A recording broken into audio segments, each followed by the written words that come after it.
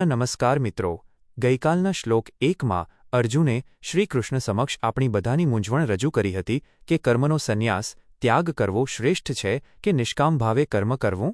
આજે અધ્યાય 5ના શ્લોક 2માં ભગવાન શ્રીકૃષ્ણ અર્જુનની આ દ્વિધાનો સ્પષ્ટ અને નિર્ણાયક જવાબ આપે છે.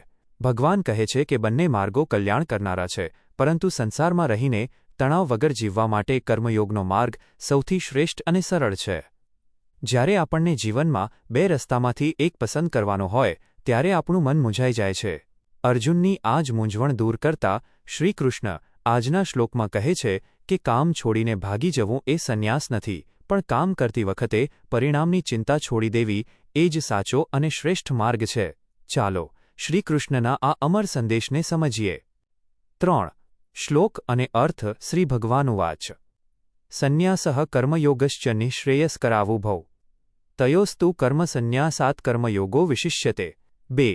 ભગવાન શ્રીકૃષ્ણ બોલ્યા, કર્મોનો સંન્યાસ, ત્યાગ અને કર્મયોગ, નિષ્કામ કર્મ આ બંને પરમ કલ્યાણ કરનારા છે, પરંતુ આ બંનેમાંથી કર્મના ત્યાગ કરતા નિષ્કામ કર્મયોગનો માર્ગ શ્રેષ્ઠ અને વિશેષ છે. પ્રશ્નો અને જવાબ. 1.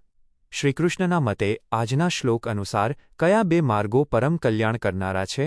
જવાબ: કર્મોનો ત્યાગ, સંન્યાસ અને નિષ્કામ કર્મયોગ. 2. સંન્યાસ અને કર્મયોગમાં શ્રીકૃષ્ણે કયા માર્ગને શ્રેષ્ઠ બતાવ્યો છે? જવાબ: નિષ્કામ કર્મયોગના માર્ગને. 3. નિઃશ્રેયસ્કરાવુભૌનો શ્લોકમાં શો અર્થ થાય છે? જવાબ: આ બંને માર્ગો માનવજાતનું પરમ કલ્યાણ કરનારા છે. 4.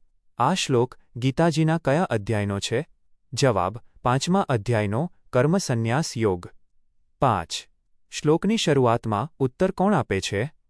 જવાબ: ભગવાન શ્રીકૃષ્ણ. શ્રી ભગવાનુવાચ 6. કર્મયોગો વિશિષ્યતેનો અર્થ શું થાય છે?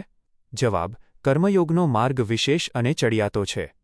7. ઘર-બાર છોડીને ભાગી જવા કરતાં કયો માર્ગ વ્યવહારુ અને શ્રેષ્ઠ છે? જવાબ: સંસારમાં રહીને ફળની આશા વગર કર્મ કરવું. 8. આ શ્લોક અર્જુનની કઈ દ્વિધાનો નિકાલ કરે છે? જવાબ: કર્મ છોડવું કે કરવું તે વચ્ચેની પસંદગીનો. 9. કર્મયોગ શા માટે સંન્યાસ કરતાં શ્રેષ્ઠ ગણાય છે? જવાબ: કારણ કે તે અનુસરવામાં સરળ છે અને મનની શાંતિ આપે છે. 10. ભગવાને આ જવાબ કોના પ્રશ્નના ઉત્તરમાં આપ્યો છે?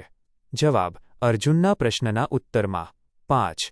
જીવનનો ઉદ્દેશ કામ છોડીને નવરા બેસી રહેવા કરતાં ઈશ્વર પર શ્રદ્ધા રાખીને પોતાના રોજિંદા કર્તવ્યો નિષ્ઠાપૂર્વક બજાવવા તે જ સાચો ધર્મ છે.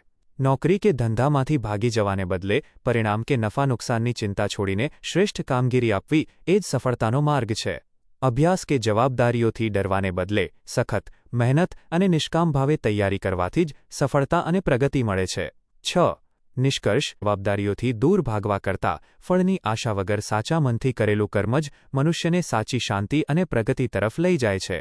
કર્મયોગને શ્રેષ્ઠ કહ્યા પછી હવે પછીના શ્લોક 3માં ભગવાન શ્રીકૃષ્ણ સ્પષ્ટ કરશે કે સાચો સંન્યાસી કોણ છે અને કોને રાગ-દ્વેષથી મુક્ત ગણવો. આજના આ ગીતાચિંતનમાં જોડાવા બદલ આપ સૌનો હૃદયપૂર્વક આભાર. જો આ વિચારો આપને ઉપયોગી લાગ્યા હોય તો આ વિડિયો તમારા પરિવારજનો અને મિત્રો સુધી જરૂર પહોંચાડજો. શ્રીમદ્ ભગવદ્ ગીતાના આગામી શ્લોક સાથે ફરી મળીશું. ત્યાં સુધી આનંદમાં રહો, કર્તવ્ય પથ પર અડગ રહો. જય શ્રી કૃષ્ણ.